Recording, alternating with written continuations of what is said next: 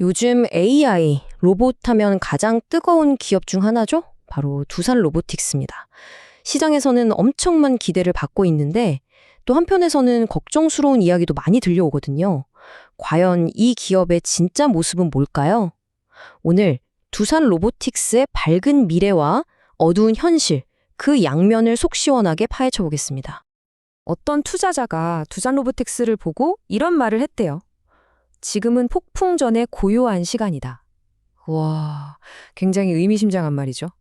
이게 진짜 엄청난 성장을 앞둔 그런 고요함일까요? 아니면 뭔가 큰 위기가 오기 전에 그런 불길한 고요함일까요? 오늘 이야기는 바로 이 질문에서 시작합니다. 자, 그럼 먼저 시장의 뜨거운 기대감이란 이 회사의 실제 성적표가 얼마나 다른지 한번 들여다볼게요. 이 차이가 정말 극명하거든요. 이거 보세요. 엔비디아 CEO 젠슨 황이 한마디 툭 던졌는데 시장이 그냥 뒤집어졌습니다. 두산 로보틱스가 하루 만에 9% 넘게 올랐고요. 와, 다른 로봇주들은 20% 넘게 그냥 폭등을 해버렸어요. 시장이 얼마나 이쪽에 기대를 걸고 있는지 이 그림 하나로 다 설명이 되죠. 그런데 말이죠. 이런 엄청난 기대감 뒤에는 우리가 꼭 봐야 할 아주 차가운 현실이 숨어 있습니다.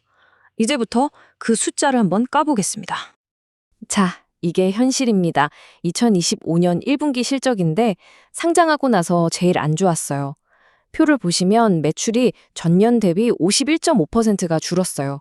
그냥 말 그대로 반토막이 난 거죠. 근데 더 심각한 건 영업 손실, 그러니까 순수하게 사업해서 생긴 손해가 121억 원으로 더 커졌다는 겁니다. 주식시장 분위기랑은 완전히 정말 180도 다른 상황인 거죠. 아니, 그럼 대체 이게 무슨 상황일까요? 한쪽에선 막 열광하는데 다른 쪽에선 실적이 이렇다니. 이 회사가 진짜 망하기 직전인 걸까요? 아니면 엄청난 도약을 바로 앞에 두고 있는 걸까요? 자, 그럼 먼저 긍정적인 이야기부터 해볼게요. 이 회사를 좋게 보는 사람들은 도대체 뭘 보고 있는 걸까요? 이분들은 지금 당장의 어려움보다는 이 시장의 엄청난 기회, 그리고 두산 로보틱스의 미래 그림에 주목하고 있습니다. 바로 이 숫자, 34%입니다. 이게 뭘 의미하냐면요. 2030년까지 전 세계 협동 로봇 시장이 매년 이만큼씩 성장할 거라는 예측이에요. 이게 어느 정도냐면 일반 로봇 산업 성장률의 2배가 넘는 정말 어마어마한 속도거든요. 두산 로보틱스는 바로 이 폭발적인 시장의 한가운데 서 있는 겁니다. 게다가 그냥 시장만 좋은 게 아니에요. 두산 로보틱스 자체의 강점도 확실합니다. 일단 우리나라에선 압도적인 1등이고요. 세계적으로도 4위예요. 꽤 높은 순위죠. 제품 종류도 업계에서 가장 많다고 하고 생산 능력도 곧 2배로 늘린다고 합니다. 근데 제가 보기엔 제일 중요한 건 이거예요. 바로 미국 회사를 인수해서 AI 기술을 직접 갖추려는 움직임. 이건 단순히 로봇팔 만드는 회사가 아니라 이제 소프트웨어로 승부 보겠다는 아주 강력한 신호거든요.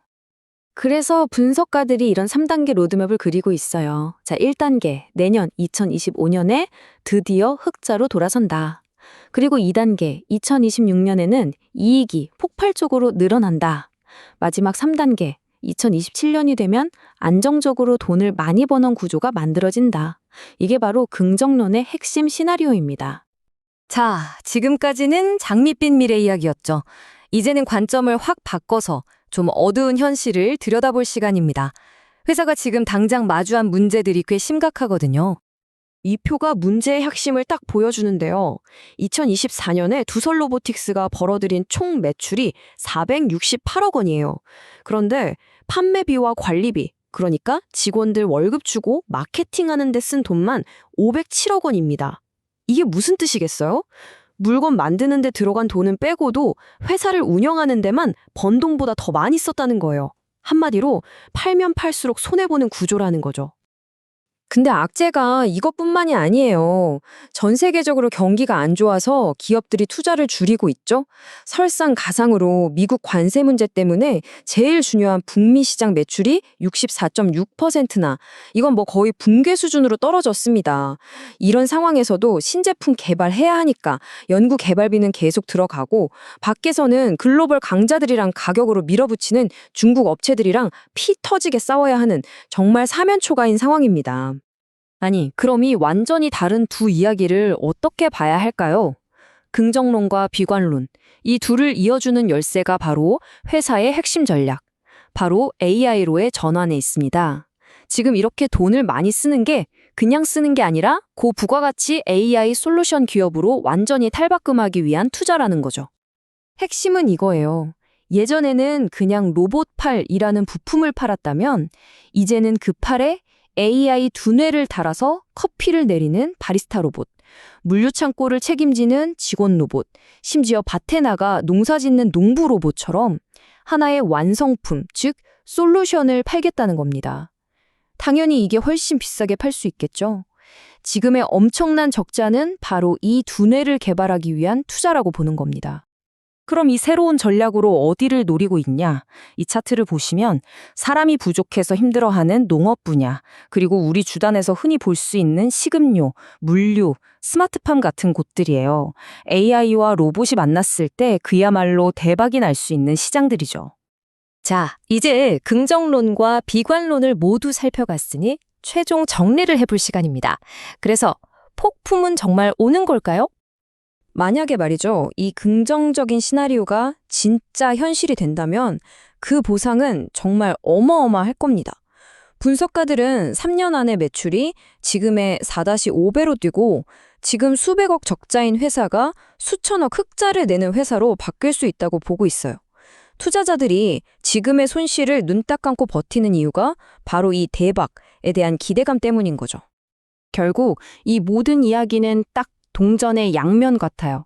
한쪽 면에는 엄청나게 성장하는 시장, 국내 1위라는 든든한 입지, 그리고 AI라는 확실한 미래 비전이 새겨져 있습니다. 그런데 동전을 뒤집어 보면 다른 쪽 면에는 당장의 엄청난 적자, 언제 좋아질지 모르는 경제 상황, 그리고 아직 성공이 증명되지 않은 신기술이라는 리스크가 딱 버티고 있는 거죠. 그래서 다시 맨 처음 질문으로 돌아가게 됩니다. 지금 이 시기는 정말 엄청난 성공이라는 폭풍이 오기 전에 고요함일까요? 아니면 우리가 이미 위험이라는 폭풍의 한가운데 그저 잠시 조용한 폭풍의 눈에 들어와 있는 걸까요? 자, 판단은 이 모든 이야기를 들으신 여러분의 몫입니다.